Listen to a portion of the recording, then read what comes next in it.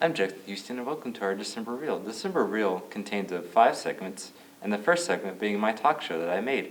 The talk show has an idea of just 2 students talking about and discussing facts about certain matters.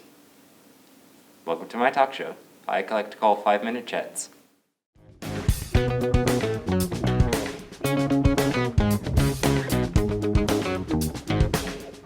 Hello, I'm Jackson Houston, and I'm an intern for HCEC-TV with another intern, Lydia Doty. Hello. Today we're doing a segment I like to call 5-minute chats, where we discuss about personal thoughts, opinions, and facts about the topics we discuss. And today's topic is about Central Hardin's construction update. So Lydia, what do you think about Central Hardin's construction update? I mean, so far it's not been too bad. The school is looking pretty nice with like all of the different rooms and stuff. We have the big gym done, and I think they're adding on like a whole big more like classes and stuff over there. Yeah. So as you said, big gym done, and they have the auxiliary gym. So I think that's going to be cool. So we get to graduate in there. True. So how long do you estimate it would probably take for the construction to be done? Just around a time frame. I still feel like it's going to take 4 years or more to get the construction done, just because with how much they are building, because they're building like pretty much new entire buildings that are going to need like electricity and plumbing and all of the walls filled in and stuff. But it's going to look pretty good, I feel like. I hope so too. So about the construction update, do you think it would be beneficial? Like, do you think it was a good choice for them to work on the construction like during school hours where kids are like walking the building, or do you think it'd be better off if kids went virtual while the construction is still happening? I mean, virtual has been like, that just gives me flashbacks to COVID. Honestly, I feel like construction should still go while children are in the building, but like you can keep the construction like safety distance away from the kids, just so then like nothing bad can happen, because I know that some like construction, you never know what's going to happen sometimes. And that is true. Virtual was a bit rowdy during freshman year. Yes. And I can see why most people didn't want to go back. But what about A and B schedule, since we mentioned that? Was the A and B schedule kind of like The A and B schedules were half of the letter grade of last names of students go. It's basically just like take turns. So let's say Section A students goes to Tuesdays and Section B students go to Wednesdays, stuff like that. It just rotates. Do you think for power hour, or not for power hour, but for like online and like physical, or just like power hour? The way A and B schedule worked was you just have sections like half of the students, basically half of the population of students go one day, and the others is just a free day for them. They still learn the same topics. It's split up into half of the students. I mean, I guess that would work, but I still feel like you would still be missing a lot of things with all of the people doing that, because it kind of feels like kind of doing what we did during COVID, where sometimes we would go in person wearing masks and staying 6 feet apart, and then sometimes whenever it was bad, we would go back online and do some things where we stayed home, but we still had to work. So I mean, I guess it would be beneficial, but I still feel like the kids would be able to go to school while the construction is still happening, because they've been able to do it with like still close off certain areas, so then the kids are still safe. True. And a lot of people might not like the A and B schedule, since like, close friends, they might not hang out with them. And as you said, they're used to it now, so. Yeah, that would separate a lot of friends or friend groups. True. Do you think the construction update is like a huge step, or do you think it was not needed? I mean, I feel like it probably was needed, because with like the Blue Oval plant coming, I heard that that's going to bring like a lot more students to this community here in like Elizabethtown or Cecilia. So I feel like having this add-on, even though that it may be big and it may take a long time, I feel like it's really good for the community and the school as a whole, because also school's been old for a little bit, so it might need a remodel. True.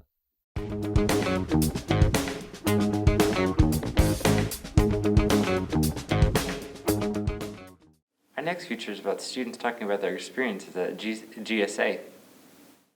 Over the summer, a handful of students were picked out from our community to attend GSA, or better known as Governor's School for the Arts, at the University of Kentucky in Lexington. This program helps students grow in their art forms of creating writing, dance, architecture and design, drama, film and photography, instrumental music, musical theater, visual art, and vocal music. From the variety of art forms, I chose to talk to 2 students from John Hardin and Central Hardin High School so they could share their experience at GSA. I started in 6th grade, but I wasn't really good, and nor did I practice much until around my sophomore year of high school. I got really into saxophone because I started marching band and things like that. I started wanting to be a better saxophone player. So I started practicing a lot to catch up and get better at saxophone because it's just an amazing instrument and music's a lot of fun. The auditions for music, specifically instrumental music, just picking a piece that's good and represents your instrumental abilities and stuff like that is probably the most difficult part in performing it well. The daily thing was we would normally just go to breakfast, then we would go to classes. Either that or we would watch people perform. There'd be people that come in and perform for us, so we had to watch good musicians perform, professionals.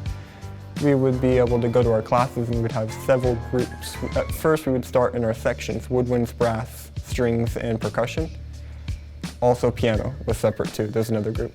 And we would start with our groups. I would start in the woodwind group. We would talk about stuff and go over like warm-ups, things that we could work on, things like that. And then we would go to our groups, which our groups would alternate per day. Different ensembles and performance opportunities. Some people had solos or duets or quartets, things like that, like jazz ensemble and stuff. We would do that alternating throughout the day between classes and blocks. Like one opportunity we were mixing with another group there. We were performing in a jazz ensemble with the musical theater group. And it was a lot of fun to just be able to sit in like the pit as the musical theater group was performing and play with the jazz ensemble, which is something I'm not normally able to do. Just like all the performance opportunities along with being able to perform with great musicians. It's a lot of fun. Yeah, I would definitely recommend it.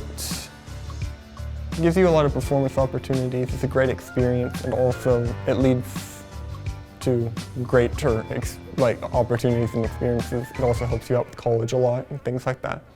It's definitely a good lead into your future and helps you push to get there.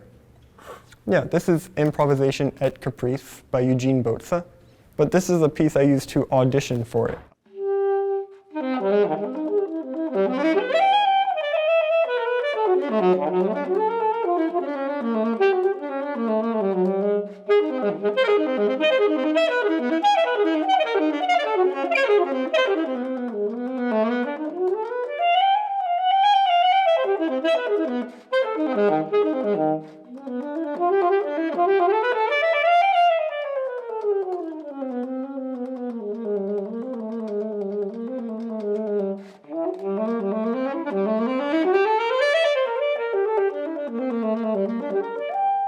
My art form, well, I've always loved writing. Since I was little, I've always liked to write and make stories and stuff like that. I sort of gave it up in middle school-ish, but I picked it back up once we switched to computers because I like typing more and it was easier for me to communicate my thoughts that way. The application process was very nerve-wracking because I was up against everyone in Kentucky that was applying, which obviously is a few thousand people. I had to get 2 references as well as fill out an entire questionnaire. I had to submit a kind of portfolio, a manuscript to be precise, it could be no longer than 7 pages, but also no shorter than about 6. I included just a lot of my best work. It was a really fun process, but it was also a very unique process. I don't think I've ever done anything quite like it. In creative writing at GSA, we would meet every day for about maybe 14 hours a day. I got up around 7. We had to be in the kind of mess hall / cafeteria around, we had to be there at 8:30. Any later would get you a write-up. And then we stayed usually in our art forms doing little workshops until about 10 o'clock at night. In the mornings, we tended to do free writes where they'd give us a few prompts on the board through intervals of time, and we just write to our heart's content on notebooks in a classroom. I remember one time, one of the greatest projects we did was a collaboration with visual art, in which we took magazines and we cut out pictures that just pertained to us for any reason, something we liked. We weren't supposed to think about them as we were choosing them. We sent them off to visual art, and they made a little collage, an artistic collage with whatever we had cut out. And then we had the task to write a poem or short story about it.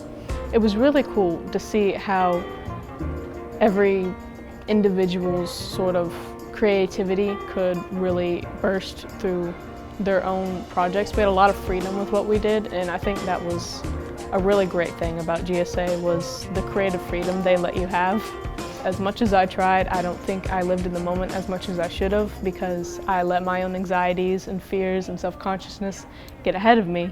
So I didn't get used to the community that I was in for a while until almost the last day. And by then, I was so comfortable I didn't want to let go. It also really prepared me for college life since we lived in a dorm. We walked around different campuses, we studied in classrooms, we had college professors. Altogether, I think it was a really good learning experience, and it's something I wouldn't trade for almost anything.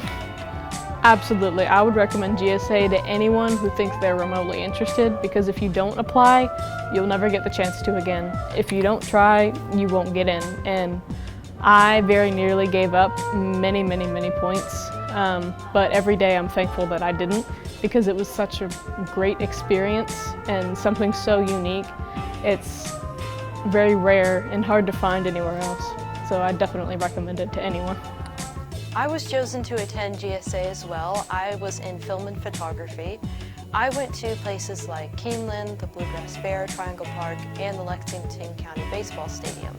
I got to take a whole bunch of pictures and things that could capture movement and emotion. It was a very fun process that I got to do with a whole bunch of students that I never knew that they would be able to do the same stuff as me.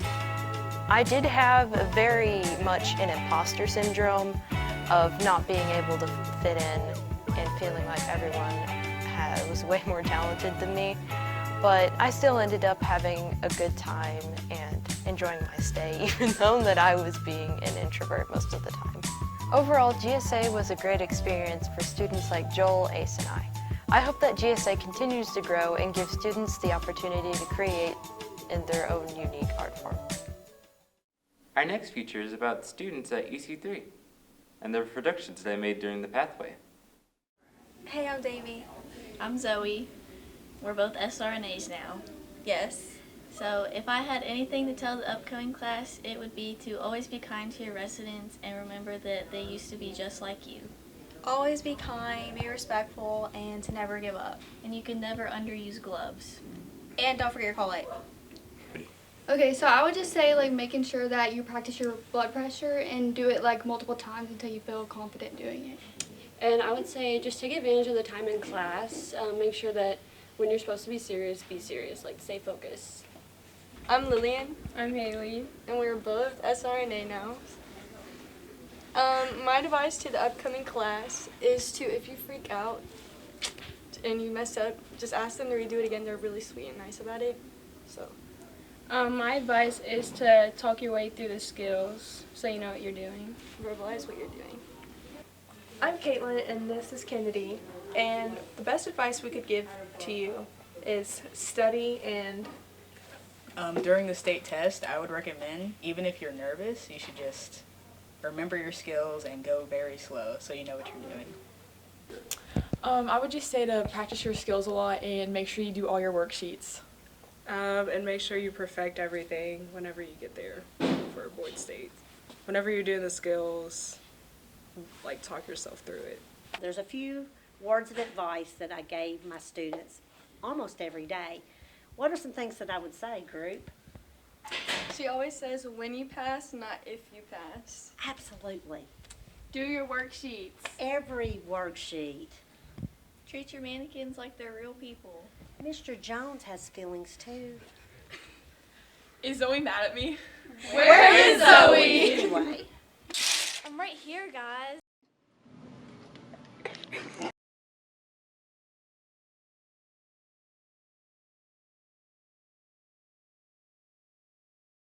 I would just say do the worksheets that the teacher gives you because they are very helpful for the test. Okay, if I had any advice to give to any incoming students, I would say that no matter what you want to pursue as a career, I think this class is beneficial towards anything. And that's it. So all you gotta do is take good notes and pay attention, and then that'll get you through the class. Okay, my advice is to pretend the mannequin is a real person, so that way you do your best and pretend it's a real scenario. Just don't procrastinate, do your work, and then it is easier than you think, and just take your time with learning the skills. Don't procrastinate and practice. Don't stress because it really messes you up, but don't be nervous and do your best. Okay, so I would say pay attention and actually listen to what Miss Compton says because it's very important, and you got this. I would say do all your homework and take good notes and pay attention because it's really important. I'd say do your best and don't give up even when it gets hard. Pay attention, try to do the homework if you can, and most things just pay attention. Try your best and always be willing to learn. So just pay attention in class and do your work and just go over your notes, go keep practicing your skills and you'll do good. Alright, my advice to you guys is to just don't stress, do your work, pay attention to what she says, and just go on with it. Some advice Miss Compton has given you. I said I couldn't do it, and she said I could, and I did. My sweet children. Country ass cornbread. Cornbread?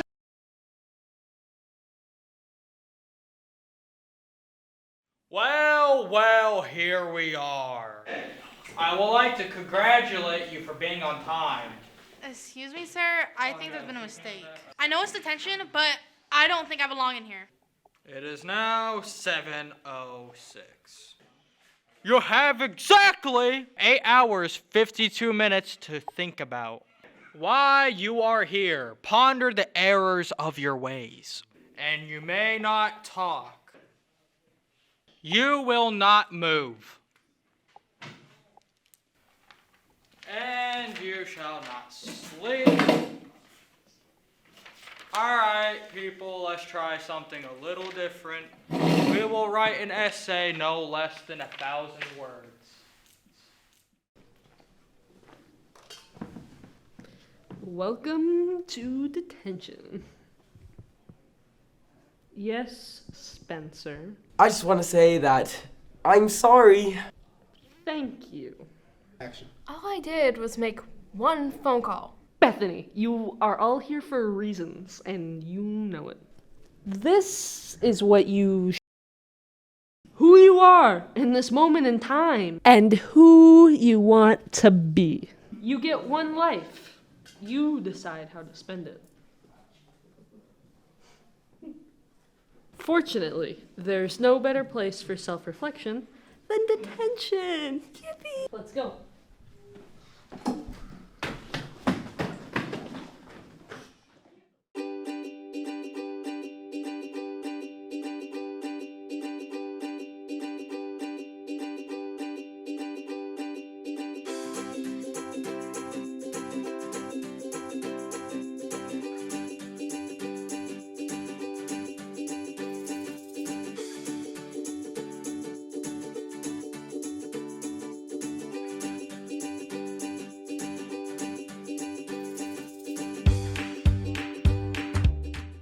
Our next segment is asking people what are they most thankful for. Hello, I'm Justin Hornback. I'm here at EC3. I'm thankful for all of these people that are here, that are getting ready to change classes. And you, Bradley, who's been running audio. Hi. I'm thankful for my family and friends. Yeah. I'm thankful for my parents. They are my driving force behind school and life in general. I'm thankful for my mom and dad. I am thankful for my life. I'm thankful for music. I really wouldn't be here today without it. I am thankful for my friends, my family, and my cat Bullseye. I'm thankful for all of my friends. I'm thankful for the opportunity to be in this class right now. One thing that I'm thankful for is my cat, Picasso. I'm thankful for my best friend. I'm also thankful for my best friend. Hello, I'm Jackson Houston. I am a senior at Central Hardin High School, and what I'm thankful for, I'm thankful for my family, my artistic ability. I'm thankful for being able to do internships for HCEC-TV, a local channel station. Really helps me develop my pathway into this field, and I'm thankful for my friends, the staff at work and at Central Hardin. They're just amazing people, and I'm just thankful for everything that they gave me. Hi, I'm Lydia Doty. I'm from Central Hardin, and I'm thankful for my friends and family and that we get together with each other at this time and have great food and get to see each other and visit each other. It's such a great thing. And also my church. Without my church, I don't know where I would be, and for giving me the opportunities to volunteer and have future job opportunities with what I do. Our last segment is about celebrating our veterans.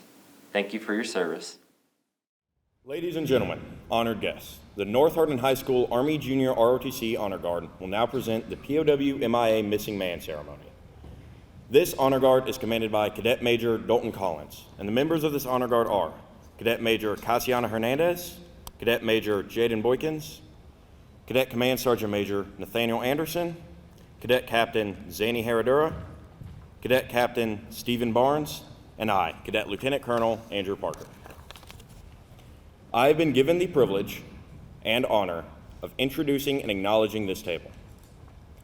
This table represents and pays tribute to all the prisoners of war, missing in action, and killed during all American involvement in her wars, including World War I, World War II, Korea, Vietnam, the Persian Gulf, Operations Desert Storm, Enduring Freedom, Iraqi Freedom, and more. Many have looked at this table and wondered. Let me explain. This table, set for 5, symbolizes the frailty of all the prisoners against their oppressors.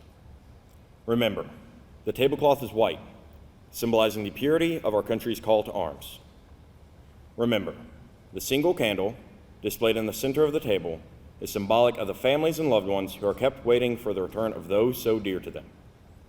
Remember, the red ribbon, tied so prominently around the candle, represents the ribbon worn around the lapel and on the breast of the many thousands who bear witness to unyielding determination to demand a proper accounting of all our missing and the return of all Americans from foreign soil. Remember, the salt on the bread plate is symbolic of the tears of the families as they still wait for those so dear to them. Remember, the lemon represents the bitterness of their fate. Remember, the glasses are inverted. They cannot toast with us this evening. Remember, the chairs are empty, for they are not here. Remember, all of you who served with them and called them brothers and sisters, you who depended on their might and strength, you who relied upon them. Remember, for surely they have not forgotten you.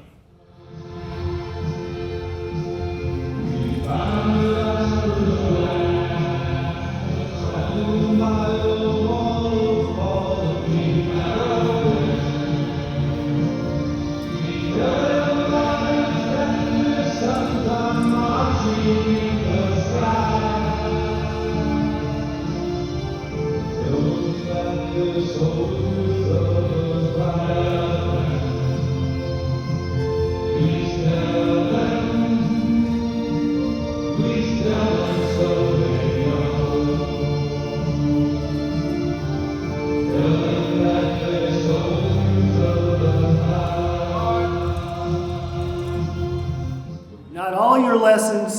that you will learn here during your 4 years at John Hardin can be found in textbooks, writing an essay, or taking a test. Some of the most important lessons come in the form of living examples set by generations that came before you. Sitting among you are veterans of our nation's armed forces who, through their service to our country, provide many excellent examples of those lessons. Their example teaches us about sacrifice, loyalty, duty, honor, integrity, courage, and of course, respect. These men and women before you, one day, long ago, raised their right hand and swore an oath to support and defend the Constitution of the United States, serve our country, deter those who would do harm to our values and way of life. They endured hardships, worked countless hours, made many sacrifices, and deployed to lands far from home. While we slept under the blanket of freedom, these veterans stood watch so our republic could endure for many generations to come. They answered our nation's never-ending call to defend freedom, fight oppression, and defeat tyranny. And for that very reason alone, we owe our veterans a debt of gratitude. So John Hardin, demonstrate that bulldog spirit of respect by joining me in thanking our veterans.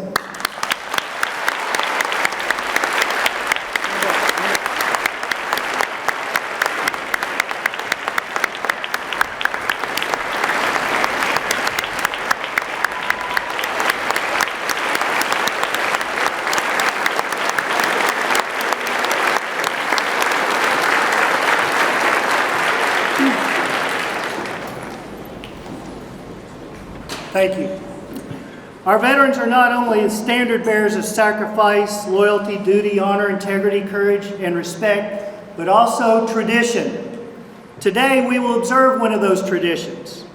As one of your fellow John Hardin Bulldogs will join our ranks and continue the tradition of service to our nation. At this time, Cadet Billy Brown, would you and your family please join me on stage?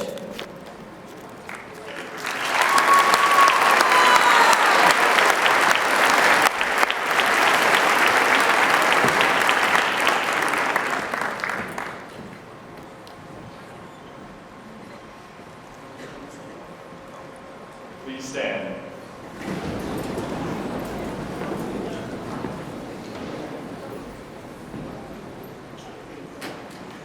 I state your name. I, Billy Brown III, Do solemnly swear do solemnly swear that I will support and defend that I will support and defend the Constitution of the United States the Constitution of the United States and the state of Kentucky and the state of Kentucky against all enemies, against all enemies, foreign and domestic. foreign and domestic, That I will bear true faith that I will bear true faith and allegiance to them. and allegiance to them, And that I will obey the orders and I will obey the orders of the President of the United States of the President of the United States and the Governor of Kentucky, and the Governor of Kentucky, and the orders of the officers and the orders of the officers appointed over me according to law and regulations. according to law and regulations. So help me So God. help me God. Congratulations.